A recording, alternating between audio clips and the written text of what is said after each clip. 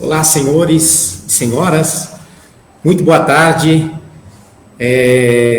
Estamos iniciando aqui mais uma live patrocinada pela OAB de Carapicuíba, né, hoje com um tema bem relevante, bem contemporâneo, né, para falar aí da Comissão de Arbitragem e também da Comissão de Defesa do Consumidor, né.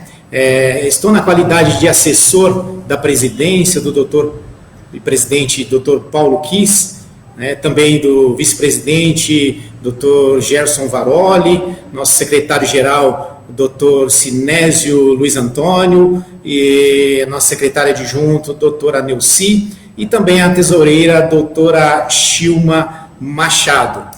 Então nos foi aqui proposta esse tema de grande relevância, né? Temos hoje dois convidados, né? Um deles sou eu, né? Para falar aí da questão da defesa do Código de Defesa do Consumidor em meio à pandemia, um tema bem complexo, bem contemporâneo e difícil ser exaurido em tão pouco tempo, mas espero que a gente consiga aqui esclarecer dúvidas, fazer esclarecimentos e passar informações para os colegas, né? Primeiro gostaria de agradecer, né, aos colaboradores da OAB que nos proporcionaram esta maravilhosa live, né, aos advogados e advogadas que nos prestigiam com sua valiosa atenção, e por fim os convidados em geral, a qual também nos prestigiam. Muito agradecido, obrigado aqui em nome da OAB, da seccional aqui de Carapicuíba, tá bom? Também nosso colega, permitam-me apresentar, né? Meu nome é Anderson Valim, eu sou presidente da Câmara, da Comissão de Defesa do Consumidor, aqui da OAB de Carapicuíba, né? Sou advogado atuante na comarca há mais de 6 anos, tenho uma carreira sólida aqui pela comarca, a qual tenho galgado muito conhecimento na área empresarial, na área de relações de consumo, previdenciário, enfim, né? Então, o tema proposto aqui é um tema muito relevante. Também gostaria de apresentar o nosso palestrante, nosso querido colega doutor Júlio, né, César da Silva, que é presidente da Câmara, da Comissão de Arbitragem da OAB aqui de Carapicuíba. Muito prazer, doutor Júlio. Boa tarde. Boa tarde, doutor Anderson. Boa tarde a todos que nos assistem.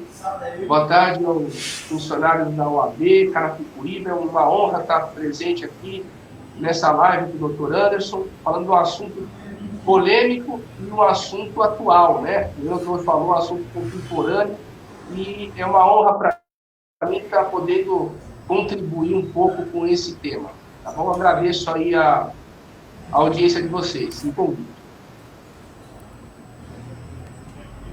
Obrigado, doutor Júlio.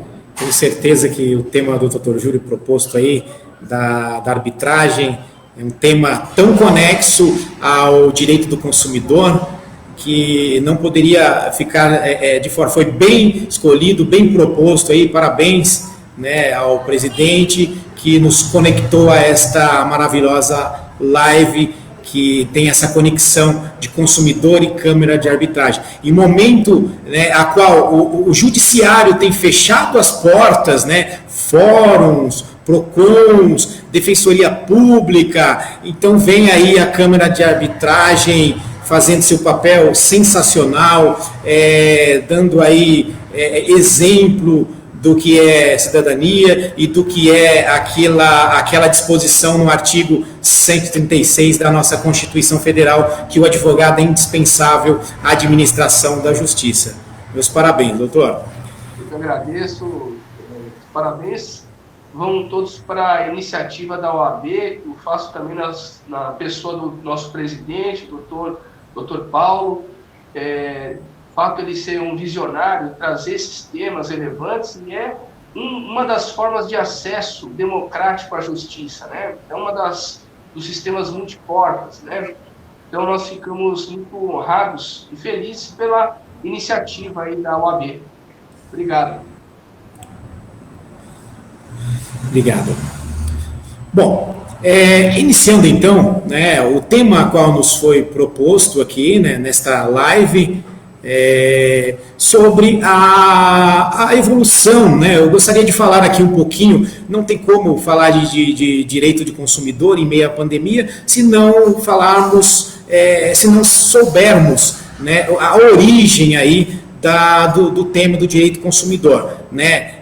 Afinal, o tão famoso, né, discurso do então presidente John Kennedy, né, há 50 anos, em 15 de março de 1962, né, o então presidente dos Estados Unidos, John Kennedy, né, ele enviou uma carta ao Congresso americano tratando da proteção, né, dos interesses e direitos dos consumidores naquela época, né, a qual eram esmagador, não existia direito do consumidor. E lá foi uma das frases, ele diz que consumidores somos todos nós, e eternizou essa frase. Realmente, quem são os consumidores? Todos nós somos consumidores, nós consumimos dia a dia, levantamos consumindo, vivemos dia a dia consumindo, e ali naquela frase dele é muito bacana, muito legal, quem tiver a oportunidade de procurar nas redes sociais, e ele instituiu ali os pilares básicos do que nós temos hoje no Código de Defesa do Consumidor, que são os pilares da segurança, da informação, da escolha e do canal de relacionamento,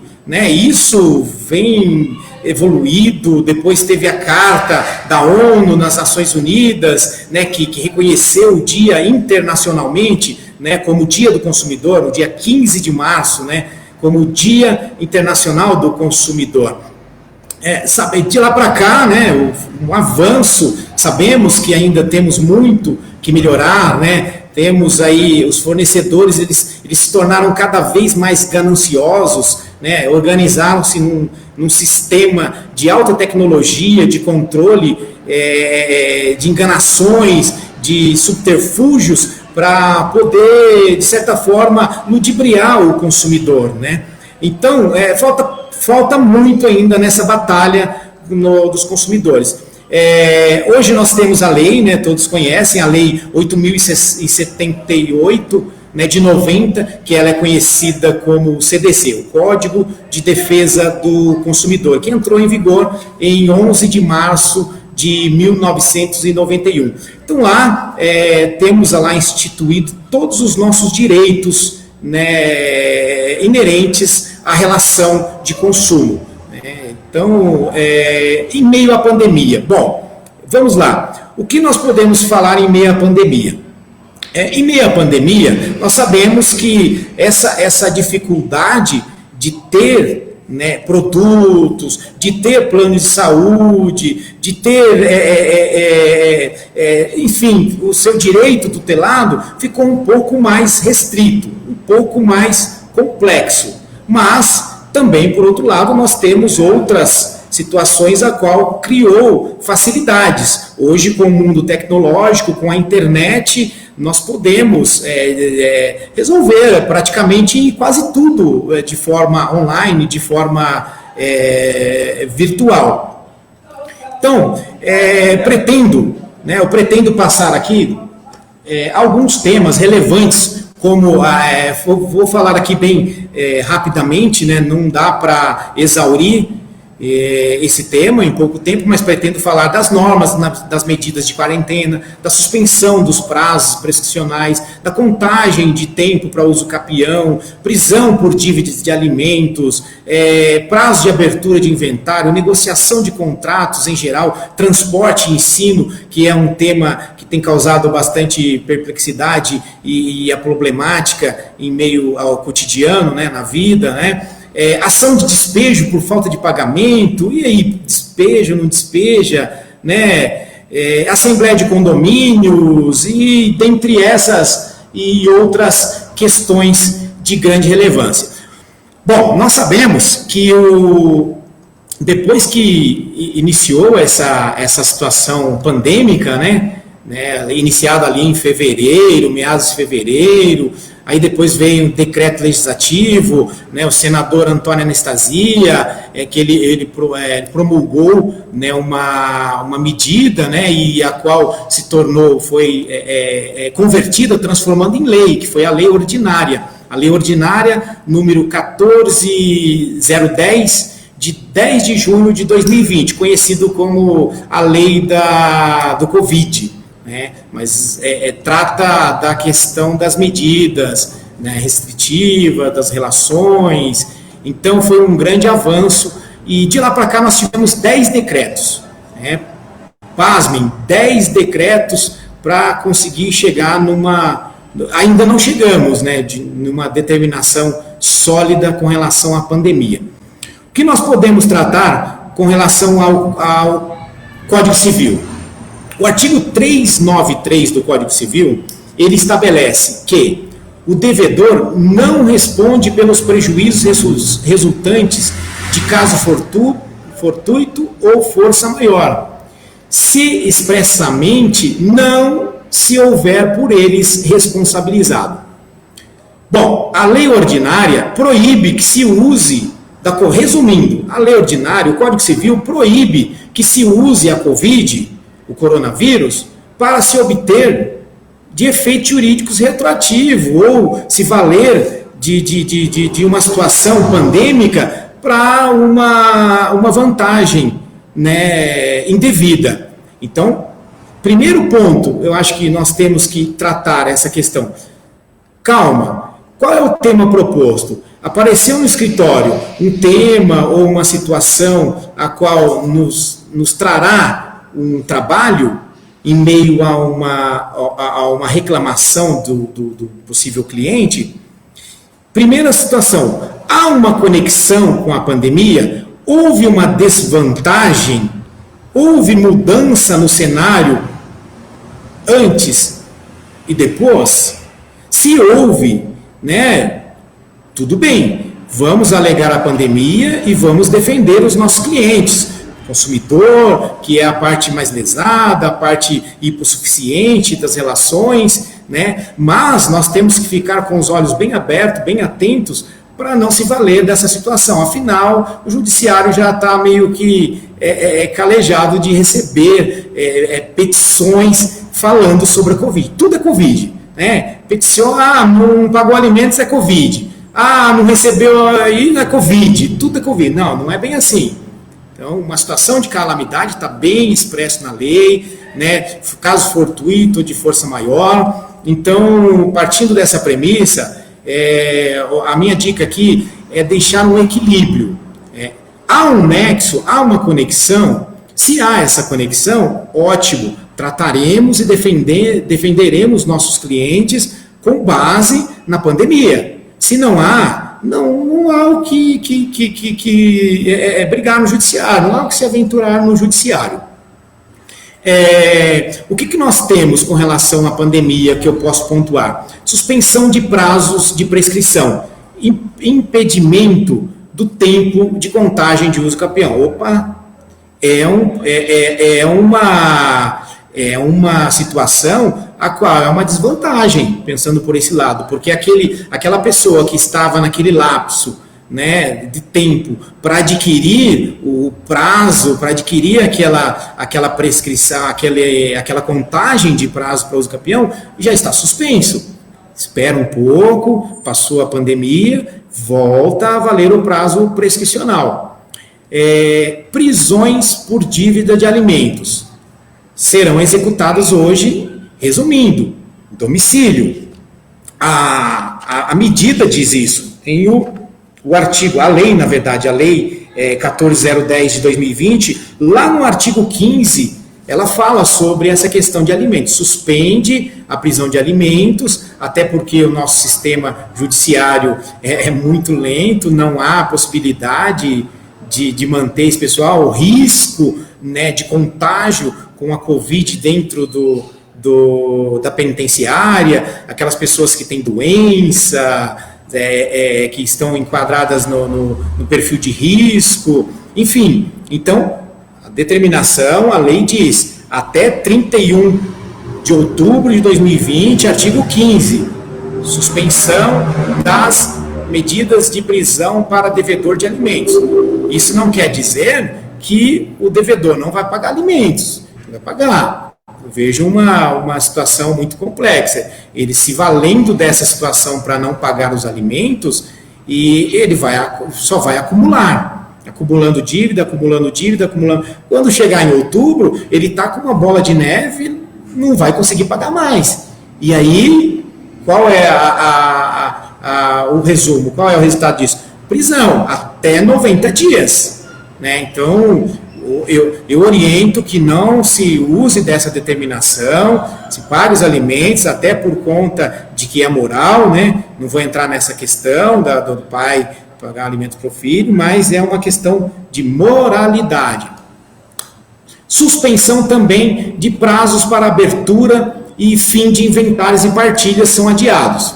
Olha, eu vejo uma vantagem muito grande, né? Poxa, então nós temos, está suspenso o prazo de abertura de inventário, suspensa a multa, que a multa é pesada, né? Não é uma multa tão leve.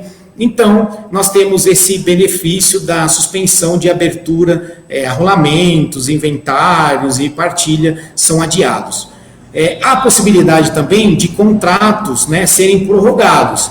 Essa questão de contratos é uma questão muito complexa, então tem que avaliar caso a caso. Volto a dizer, contratos. Contrato da perua escolar. Não vou pagar mais porque meu filho não está indo na escola. Calma, não é bem por aí. Tem normas, né, se valendo dessa situação, normatizando isso, né? Eu vou falar logo mais sobre a questão do PROCON, sobre a questão da Senacom, que instituiu, né, por meio da portaria, e enfim, tem uma determinação, até que eu queria dividir com os colegas, que é a questão da instituição de ensino. A Senacom, ela editou uma nota técnica, número 14 de 2020, que ela versa, em linhas gerais, sobre a suspensão das aulas presenciais na instituição de ensino. Então foram sugeridas aí aulas à distância, né? Com isso, claro que há uma redução no valor das mensalidades, por quê? Porque não se paga professores, ou melhor, não se paga o transporte escolar. Então há uma redução no valor do transporte escolar, há uma redução no valor da mensalidade, porque o professor online, ele não tem a escola não encarece com aqueles custos de energia e tudo mais para manter aquele estabelecimento aberto, vamos dizer assim. Mas a Senacom, ela editou a nota de preocupação com a qualidade de ensino, nesse sentido, né? E aí, a qualidade de ensino. E a carga horária também, com a determinação mínima. Então, o MEC, ele está preocupado muito com a qualidade de ensino. Eu acho que a minha imagem está um pouquinho escura, realmente me desculpa aqui pela claridade aqui, que não está muito boa aqui no escritório. Tá bom? Voltando aqui, então, as orientações pela Senacom é que fossem considerados os casos concretos para a definição dos descontos, né? E também o serviço de transporte. Claro, a chave geral para isso é o bom senso. Tudo vai do bom senso. Olha, dá uma possibilidade, vamos conversar, senta, conversa, hoje virtual, você consegue fazer isso, né? De forma tranquila, de forma amigável, sem poder recorrer ao judiciário. Afinal, o judiciário não consegue resolver todas as questões, todos os impasses, todas as lides, quem dera se resolvessem. Nosso colega falará, né, o Dr. Júlio falará sobre a Câmara de Arbitragem, que tem conseguido auxiliar o judiciário nessas demandas. Evoluindo aqui ao tema, falarei um pouco do CDC. Então,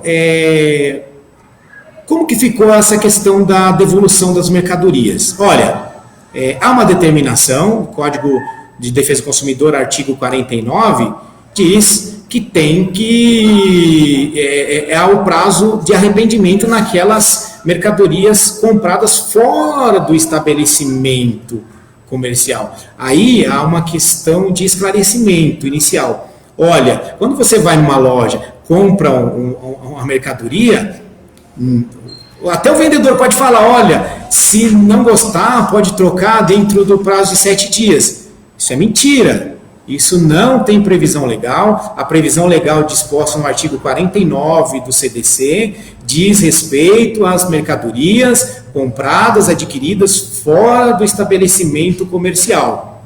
Então, como que ficou essa situação? Hoje aumentou a questão do delivery, das vendas pela internet. Após 7 dias, em razão das dificuldades logísticas, está suspenso o direito de arrependimento do 49 do CDC. A regra vale somente para compras de produtos perecíveis e de consumo imediato e também de remédios. Então, a regra só vale para essas determinadas. Por quê? Por uma questão de logística, dificuldade logística.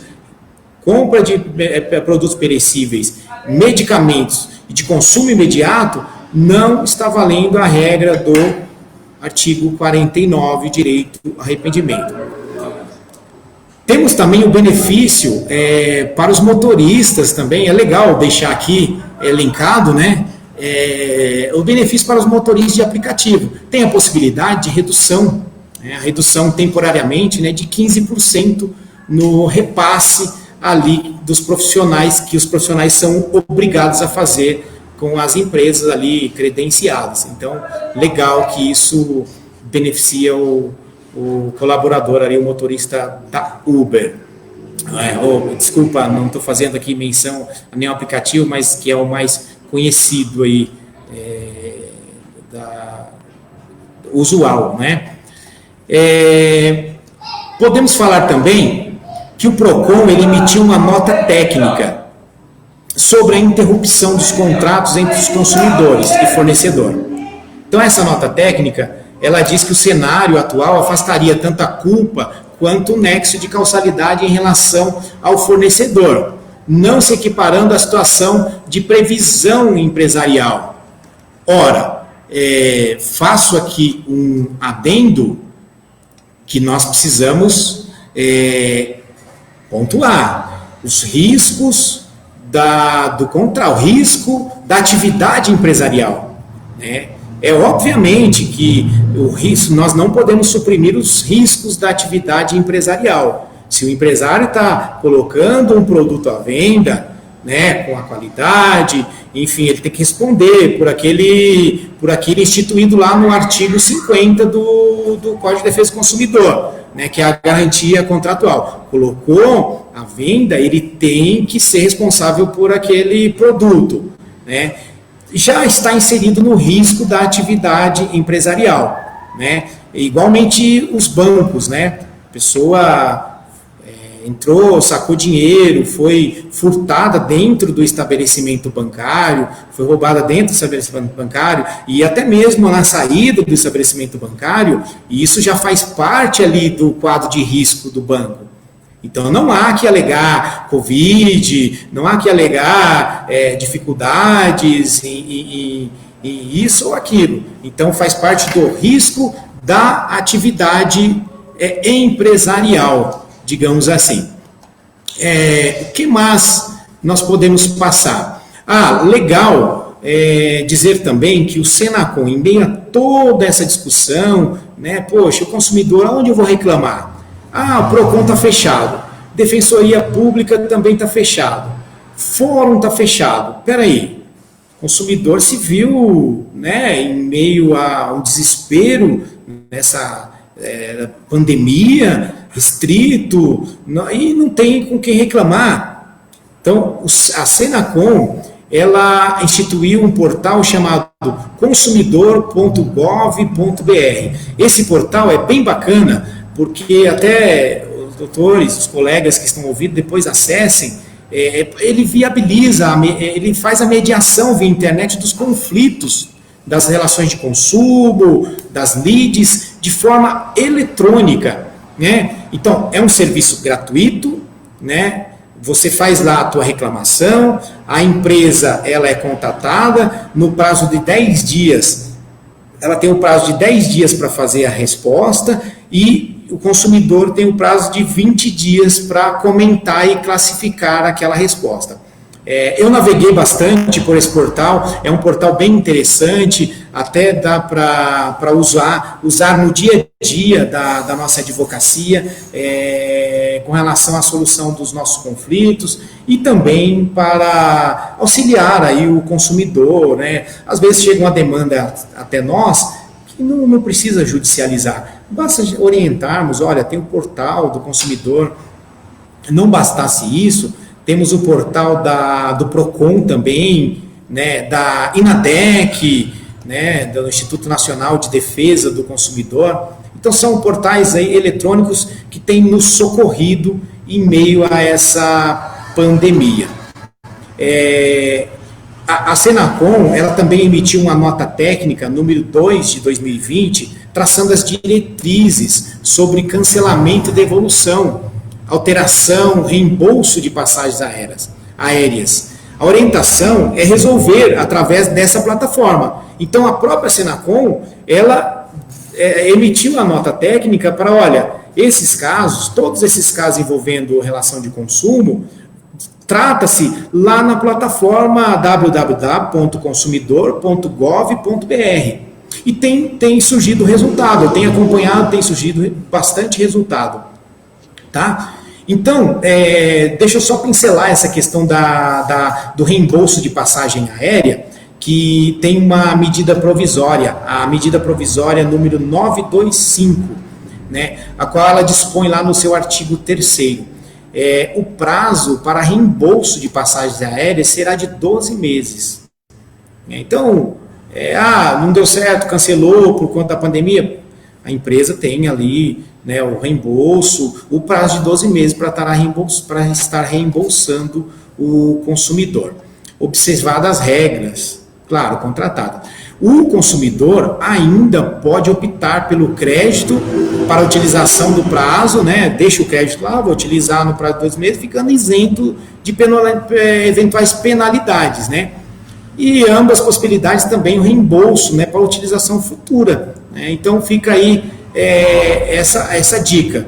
Então, calma, não perder o dinheiro, não, fica lá como se fosse um crédito, tá? Exaurindo aqui o meu tempo, deixa eu falar um pouquinho mais. Sejam oferecidos a Senacom. Legal também falar da Senacom, da ANS, da Agência Nacional de Saúde, que ela editou lá a norma técnica para a inclusão de exames, né? Exames de detecção do coronavírus, que essa questão estava bem discutida, né? Faz, não faz exame, então já está definido, a ANS determinou que os planos de saúde têm que fazer o exame do coronavírus, né? Está elencado no rol de procedimentos obrigatórios. Se vai cumprir, se não vai cumprir, procure depois um especialista para fazer valer o teu direito, mas está já elencado no rol de procedimentos obrigatórios, né? Também a revisão do prazo de atendimento, a fim de priorizar o socorro aos casos graves, realização de atendimento à distância, e até mesmo a implementação do chamado telesaúde, que é o atendimento médico de forma virtual. Acho que tem muita coisa para se falar nessa questão também. A questão bastante polêmica, a questão, olha, naveguem lá no portal do Detran, que vocês, os doutores, os colegas vão ver que eu tenho recebido bastante reclamações. O meu carro está com licenciamento vencido, como é que eu faço? Tem serviços lá já disponibilizados para licenciamento de CNH, renovação de CNH, licenciamento de veículo, tudo pelo portal do Detran São Paulo. Então, consegue-se fazer de forma eletrônica e essa questão da suspensão. Por último aqui, né, falarei sobre a questão da suspensão. Então, o DETRAN já normatizou, né, até 31, né, de dezembro, dezembro, está impedido, está suspenso, né, aquelas multas, defesa de atuação, defesa processual, recurso de multa, recurso de suspensão e a identificação do infrator. Então, se tem alguma questão de prontuário em atendimento e pendente de recurso, está suspenso. O CNH venceu, temporariamente não pode se atuar, suspensão também para a questão de atuação de multa com relação à renovação de CNH. É legal também dizer, por fim, que a OAB São Paulo, ela lançou a cartilha de direitos do consumidor em meio à Covid. Essa cartilha é bem bacana, se os colegas quiserem navegar lá no site da OAB, tem essa cartilha com relação específico ao coronavírus, a qual abarca com mais expressão, com mais qualidade, todos os temas que eu tenho tentado aqui trazer para os colegas de uma forma sucinta. Claro que espero que tenha aí, não consegui exaurir, né, o tema, dei uma pincelada, mas acho que o objetivo da live é esse mesmo, né? Trazer o conhecimento e despertar a curiosidade, despertar aquela noção de conhecimento e também de atividade. Olha, preciso atuar numa área, preciso me resguardar numa outra área. Olha, nem tudo está perdido. A Covid, sei que é difícil essa questão de ficarmos isolados, mas nós temos aí muito socorro. O que eu pude trazer para os colegas, para os doutores, para os ouvintes, é a questão que, olha, não estamos sozinhos nessas. Temos recursos, o consumidor é a parte menos favorecida, é aquele laço que precisa de mais apoio, mas olha, temos muitos recursos por meios eletrônicos, digitais, e na dúvida, consulte um especialista, consulte um colega para fazer valer o seu direito enquanto consumidor.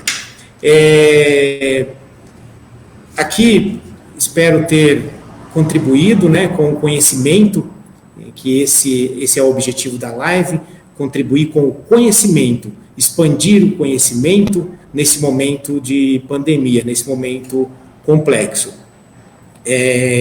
Tenho certeza que o nosso colega trará aí questões de grande relevância, Dr. Júlio, a qual eu fico aqui as minhas homenagens e já convido o doutor a iniciar aí a palestra, os ensinamentos tão bacana, tão comovente na questão da área de Câmara Arbitral. Passo a palavra ao doutor Júlio. Muito obrigado. Muito boa tarde a todos. Boa tarde, doutor Anderson.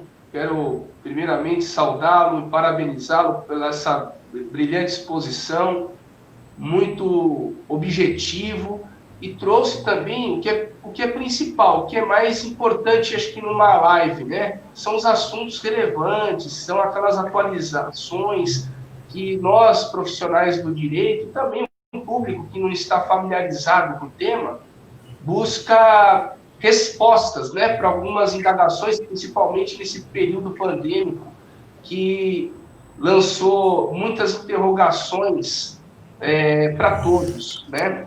E, de fato, a sua exposição veio ao encontro dessa necessidade da democratização dos direitos, sobretudo aqueles do consumidor, que são os direitos mais violados hoje em dia, né? Até porque, como o doutor mesmo frisou, o consumidor pertence, em regra, ao grupo dos vulneráveis, né? Um grupo que, por excelência, um grupo hipossuficiente, técnica, jurídica, economicamente, né?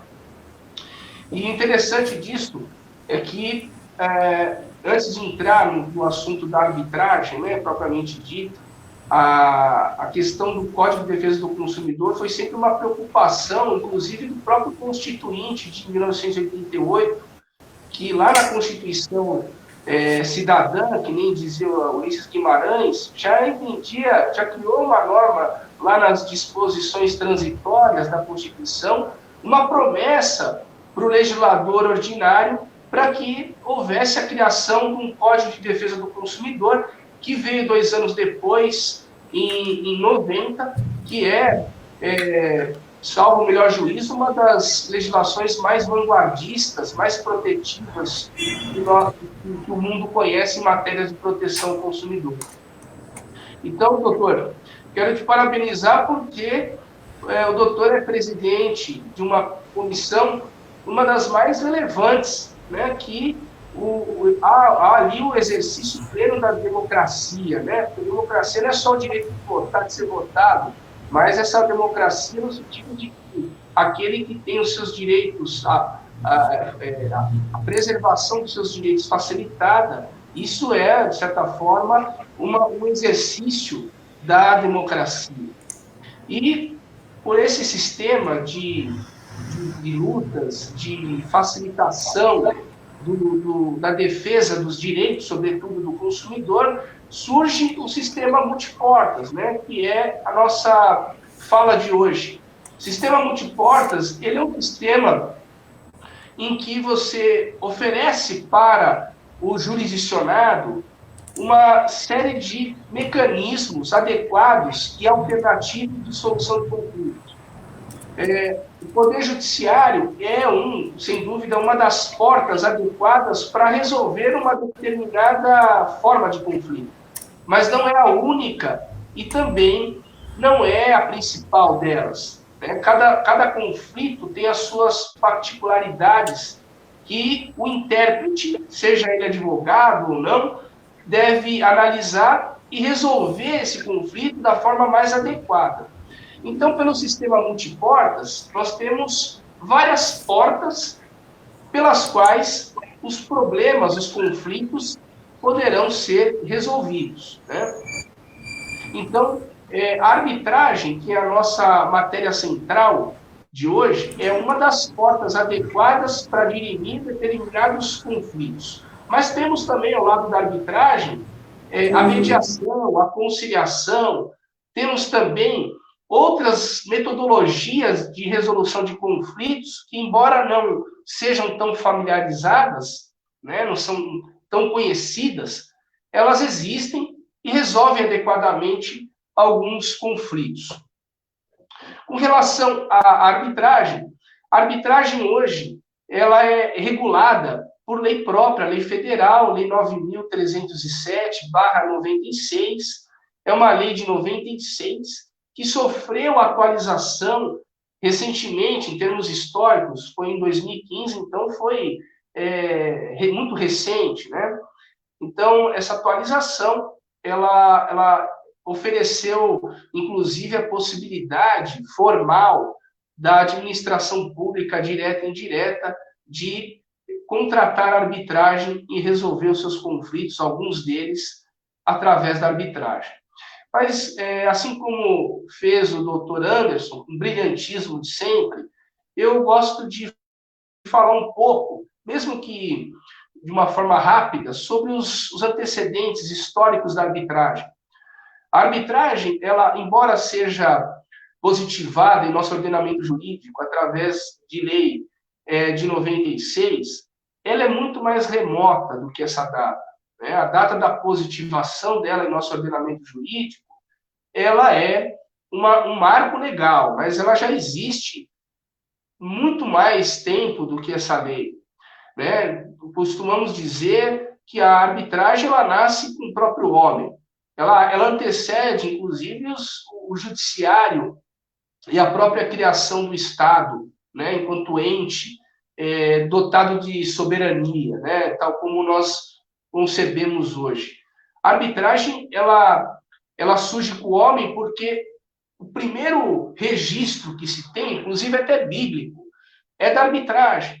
A arbitragem foi utilizada para regular todo e qualquer conflito, porque, através desse método, basicamente, é a figura de um terceiro imparcial, só que, nesse caso, ao invés dele ser imposto pelo Estado, através do Estado juiz, que nós conhecemos hoje, o árbitro ou os árbitros, eles são indicados, eles são escolhidos pelas próprias partes que estão litigando. Então, as partes, elas escolhem um árbitro pela sua confiança moral e ética, e principalmente porque aquele árbitro detém um conhecimento específico da matéria objeto do conflito. Então, por essa razão, as partes elegem, escolhem aquele árbitro, e o árbitro, aceitando aquele encargo, passa a ter autonomia e independência para resolver de forma definitiva aquele conflito. Então, essa é a ideia da arbitragem. É um terceiro imparcial que é escolhido pelas partes para que julgue determinado conflito. Então, essa é a origem da arbitragem. Então, nos tempos remotos, a arbitragem foi muito utilizada. Então, nas tribos indígenas, por exemplo, nós vemos de uma forma diferente, dadas as suas proporções, mas presenciamos a arbitragem, porque na tribo indígena a ideia principal é que um terceiro mais experiente da tribo seja instado a decidir determinados conflitos que ocorram dentro da tribo. Então, há um terceiro imparcial que vai impor a sua decisão. Considerando agora no aspecto mais atual, né, da arbitragem, né, haja vista a complexidade da vida em sociedade, a evolução desse instituto acompanhou essa complexidade. E nós temos hoje, no nosso ordenamento jurídico brasileiro, a lei da arbitragem positivada através da Lei 9.307/96. E a arbitragem, ela é uma forma jurisdicional privada de solução de conflito. Porque o árbitro, ele aplica a jurisdição. Uma vez que a jurisdição é o ato de dizer o direito ao caso concreto, nós temos uma jurisdição estatal exercida pelo Poder Judiciário e uma jurisdição privada exercida por um árbitro, ou por um tribunal arbitral ou um painel arbitral. Essas duas expressões, elas designam a composição de um julgamento colegiado. Quando nós estamos dentro da arbitragem, falamos de tribunal arbitral ou painel arbitral, significa que aquela arbitragem ela é solucionada por 3 ou mais árbitros. Falo 3 ou mais porque na arbitragem não pode ter número par de árbitros, ok? Sempre número ímpar. Então, a arbitragem tem esse viés. Ela é uma forma jurisdicional privada. E o árbitro exerce jurisdição. E olha só que importante, que interessante. O árbitro não só exerce jurisdição, mas a sua sentença, ela é considerada pela lei um título executivo judicial. Repito, é um título executivo judicial. Isso está lá no artigo 515, inciso 7 do Código de Processo Civil. Então, não é um título executivo extrajudicial, é judicial. E detalhe, uma vez proferida a sentença arbitral, ela é irrecorrível. Isso já está na lei, na própria lei da arbitragem, estatui que a sentença arbitral é título executivo judicial e não está submetida a recurso. Ela pode ser atacada, sim, mas quanto à sua validade, né? Mas quanto à sua justiça, ela não pode ser atacada. Então, nós costumamos dizer que a arbitragem é um dos métodos pelos quais a decisão, o resultado, o fruto da arbitragem é o mais potente que tem, porque uma decisão, uma sentença proferida por um órgão do Poder Judiciário é suscetível a recurso. Já na arbitragem, uma vez proferida, não cabe recurso quanto à justiça, quanto ao mérito do que foi decidido. Ok? E daí é importante destacar, quando falamos de métodos adequados ou métodos alternativos de solução de conflitos, a arbitragem é uma das modalidades, não é a única. Existem também outros, como a mediação e a conciliação. Ficamos nesses porque são os mais conhecidos. Mas é importante destacar, brevemente, uma separação técnica desses três institutos, desses três métodos. A arbitragem não tem nada a ver com mediação, não tem nada a ver com conciliação. Daí o erro que muitos incorrem de achar que mediação é a mesma coisa que arbitragem, simplesmente porque há uma peculiaridade geral em todos esses métodos. Não há arbitragem, não há mediação e não há conciliação se não for pela vontade das partes. Então, a autonomia privada está muito presente nesses métodos alternativos. Os métodos alternativos têm como premissa a autonomia da vontade. Só ingressa nesse método se as partes concordarem. Senão, nós temos o princípio da inafastabilidade da tutela jurisdicional, lá do artigo 5º, inciso 35 da Constituição Federal.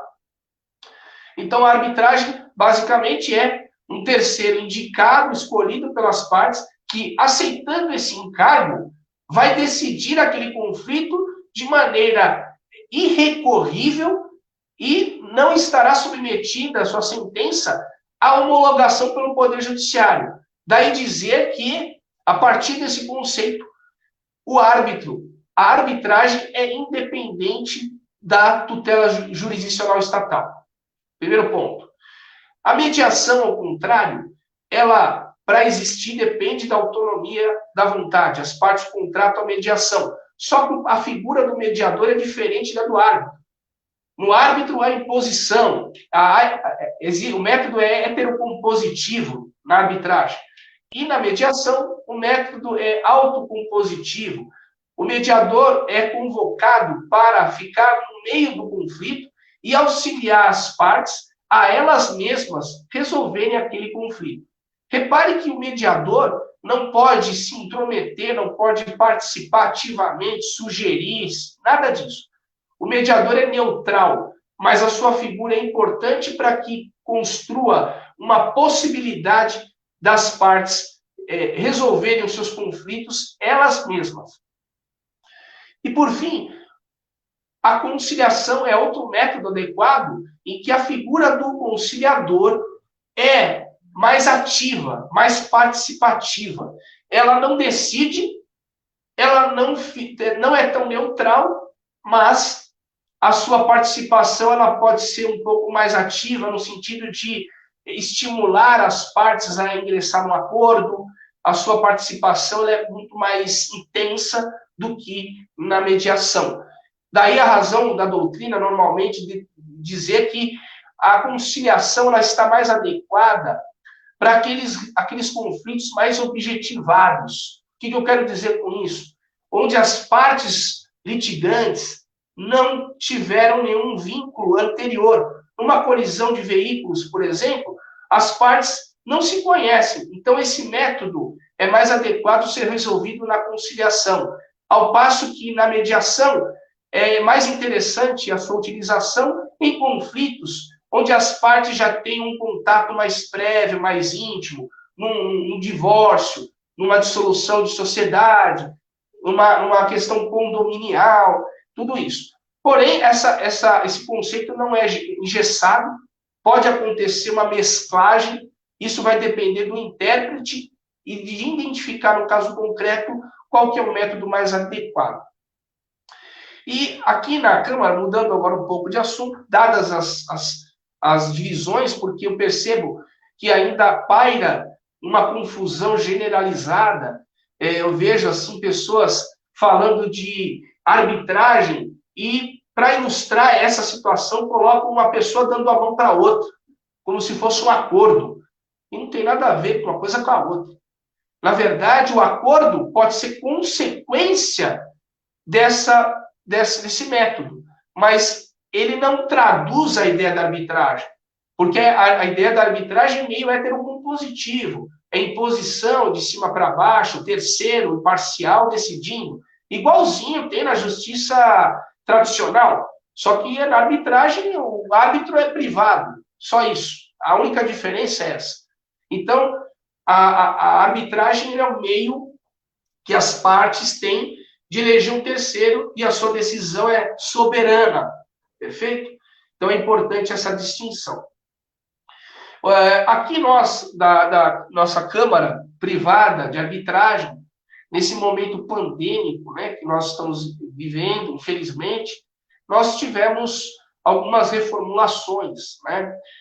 Aqui, por exemplo, nós adaptamos todos os procedimentos, porque até então, antes da pandemia, nós tínhamos uma pauta de julgamentos para realizar, e essa pauta teve, a princípio, que ser suspensa, porque todas as sessões estavam designadas para modo presencial, e agora a nossa arbitragem está implantando o sistema online. Isso, de certa forma, foi um grande avanço na arbitragem, porque pudemos dar continuidade para todo o nosso trabalho e também abranger a nossa atuação para todo o Brasil e principalmente para fora. Existem arbitragens internacionais também aqui em curso na nossa Câmara. Temos também mediações extrajudiciais, temos conciliações, mas o nosso forte mesmo são os procedimentos de arbitragem e que, por incrível que pareça, mais de 80% das nossas arbitragens, nós conseguimos formalizar acordos. Então, às vezes você inicia um procedimento de mediação e as partes entram no acordo e esse acordo é lavrado por meio de sentença arbitral. Aí nós vamos entrar numa situação que pode ser objeto da arbitragem. Isso é muito importante, isso é fundamental.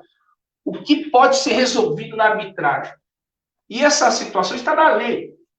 O próprio artigo 1º da lei da arbitragem diz que só pode ser resolvido na arbitragem questões de natureza patrimonial disponível. Ou seja, tudo aquilo que for transacionável pode ser objeto de solução arbitral. Então, quando alguém pergunta o que pode ser resolvido na arbitragem, é mais fácil responder o contrário, o que não pode ser resolvido na arbitragem. Porque hoje a arbitragem, ela permite uma solução muito ampla, muito heterogênea. Então, o que não pode? O que não pode são questões de Estado, questões ligadas ao nome, ao casamento. Isso não pode.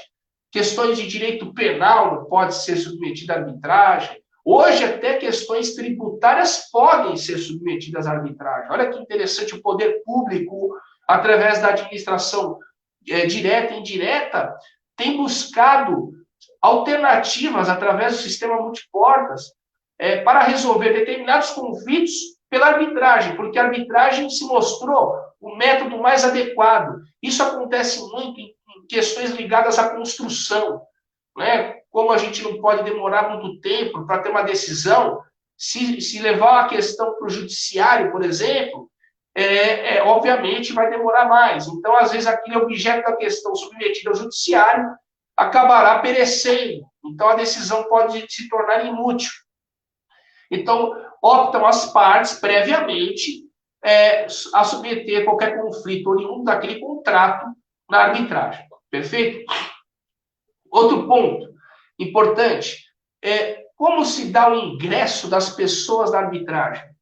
Como que as pessoas optam em escolher esse método para dirimir os seus conflitos. Então, a lei fala o seguinte, que a arbitragem ela é instituída pela Convenção de Arbitragem.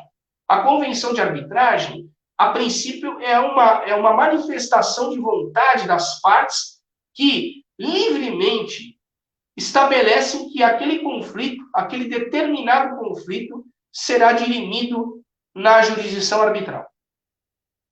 E a lei estabelece o seguinte, que a Convenção de Arbitragem ela é gênero.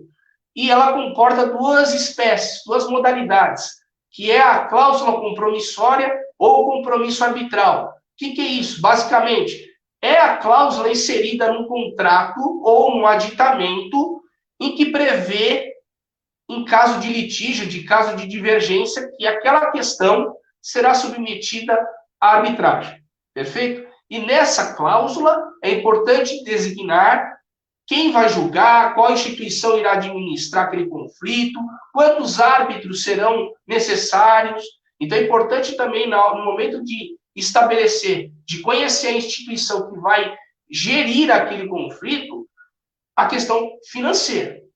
Por quê? Questões de menor relevância e complexidade, menor expressão financeira, vocês precisam analisar o custo-benefício, porque às vezes o molho vai sair mais caro que o peixe. Então, para vocês analisarem se compensa ou não submeter aquele conflito à arbitragem, é necessário verificar quanto isso vai custar. Porque aí, normalmente, em questões menos complexas, vocês escolhem um árbitro único. O árbitro único já é o suficiente para dirimir aquele conflito.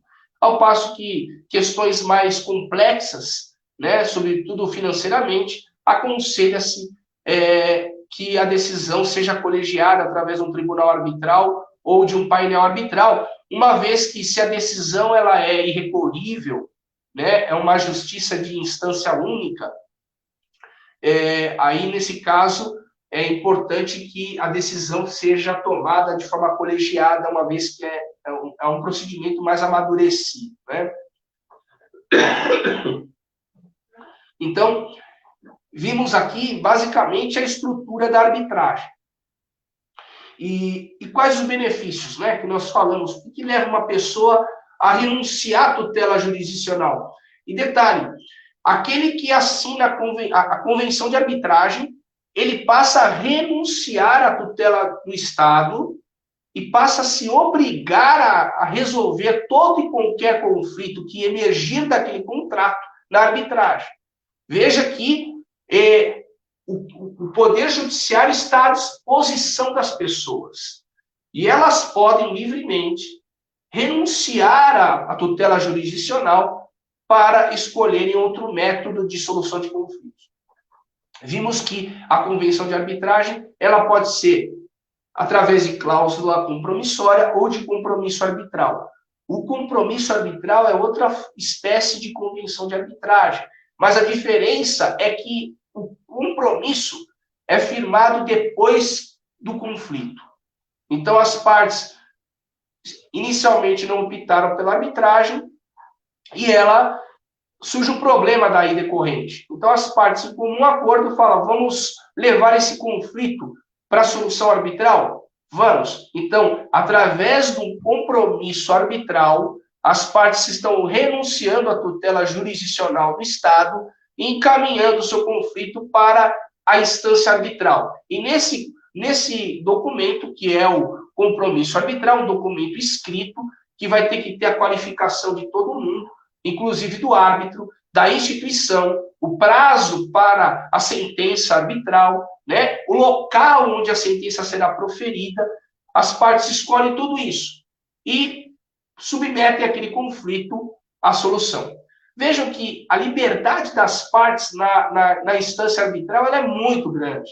Ela é muito grande. O que tem que ser observado são princípios sensíveis, constitucionais, como contraditório, a igualdade, todos aqueles princípios fundamentais que, na verdade, são princípios também de ordem pública, né? Porque são oponíveis contra o Estado, e também eles têm um efeito horizontal, porque eles, na verdade, influenciam a atividade privada.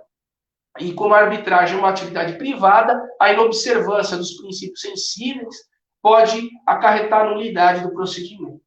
Agora, eu gostaria de falar um pouco sobre esse intercâmbio entre a arbitragem e o CDC, que é o tema de hoje, o doutor Anderson colocou muito bem.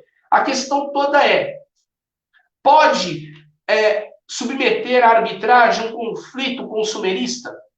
A questão toda gira em torno disso. Cuidado, nós temos aqui uma observação e duas legislações a serem observadas. Primeiro ponto, lembra quando nós falamos que a convenção de arbitragem ela pode ser instituída pela uma das espécies, cláusula compromissória, que é firmada antes do conflito, e o compromisso arbitral firmado após o conflito? Pois bem, para que façamos essa análise mais cuidadosa, temos que fazer uma leitura lá do artigo 51, inciso 7, lá do CDC. Basicamente, o que fala o artigo 51, inciso 7? Fala que será considerada nula a cláusula que impuser ao consumidor a arbitragem. Então, vamos lá.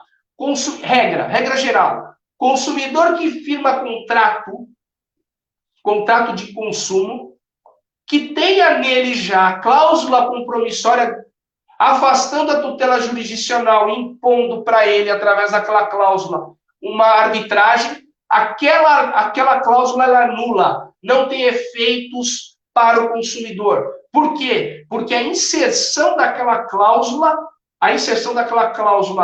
arbitral antes do conflito é considerado pelo CDC, do artigo 51, inciso 7, como imposição do fornecedor a uma cláusula arbitral para o consumidor. Perfeito? Então, esse é o ponto. Agora, há exceções.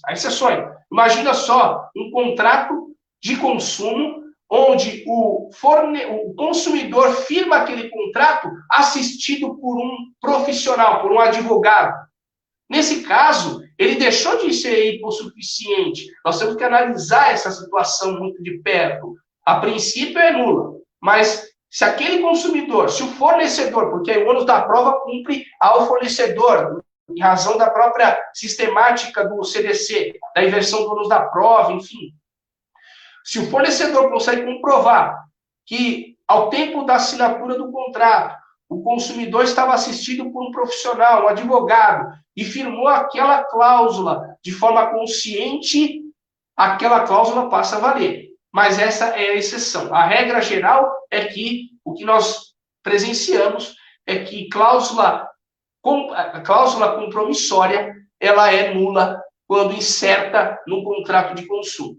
Agora, ela pode ser firmada através de compromisso arbitral. Ou seja, nasce um conflito entre fornecedor e consumidor, então o fornecedor pode espontaneamente querer submeter aquele conflito à jurisdição arbitral. Isso não tem impedimento, não tem nulidade, isso pode.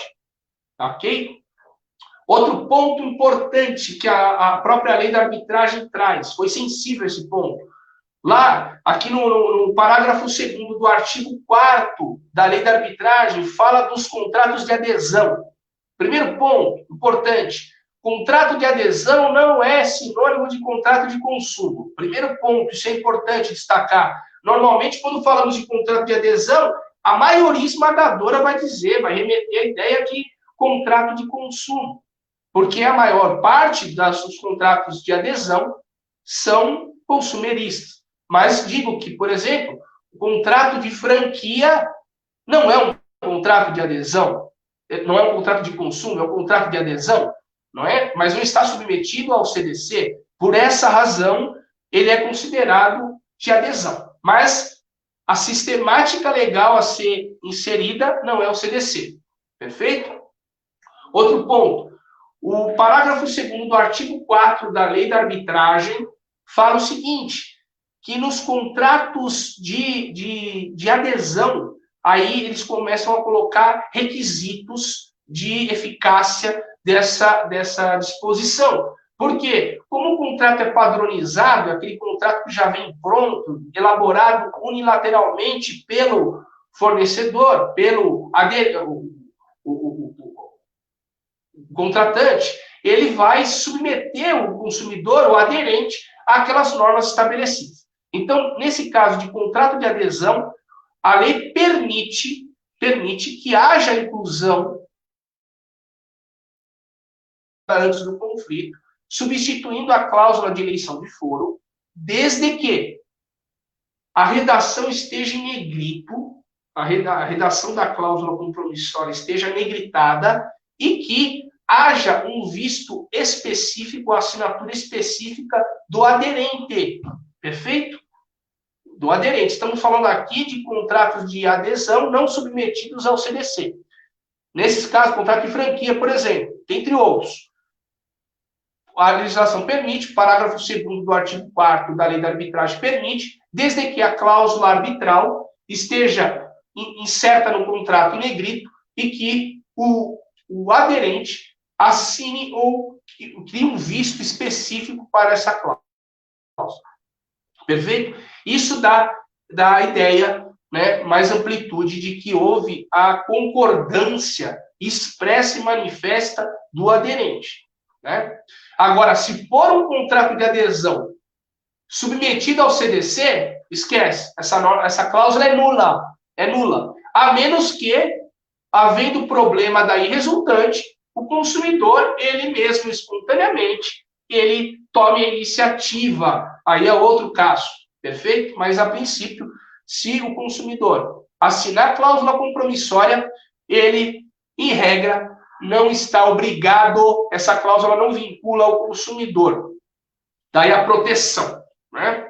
Mas nada impede que o consumidor firme um compromisso arbitral depois do conflito ou tome a iniciativa de submeter aquela questão à arbitragem. Isso, perfeito, cabe, vale, e aí, uma vez tomada a iniciativa, o consumidor não pode chegar depois do resultado negativo, se for o caso, querer dizer, invocar que a nulidade da cláusula, uma vez que ele tomou a iniciativa, sendo que ele tinha a prerrogativa de levar o seu conflito para a esfera judicial estatal. Perfeito? Então, eu acredito que seja essas considerações que eu tinha a fazer. Outro ponto também, eu gostaria de dizer aos amigos que tiveram a paciência aqui de acompanhar a nossa live, que nós temos aqui um curso pioneiro de formação de árbitros. Tá? Fizemos isso pensando na disseminação do conhecimento da arbitragem. Eu fundei recentemente a Escola Superior de Arbitragem, né? E em aliança com a nossa Câmara Arbitral, formulei o curso de formação de árbitros. E nesse curso, é um curso totalmente online, com 50 videoaulas, onde eu explico do começo ao fim a instituição arbitral, o processo arbitral, a elaboração da sentença, porque o nosso objetivo é, se todos tiverem esse conhecimento, a arbitragem será mais utilizada. E hoje, nós conseguimos resolver tantos conflitos, mas tantos, de uma forma tão rápida, porque as partes escolhem, inclusive, quanto tempo vai durar o processo. Então, no Estado, na jurisdição estatal, nós sabemos quando o processo começa, porque depende da gente, nós vamos distribuir o processo. Mas não sabemos quando terá o fim. Na arbitragem, não.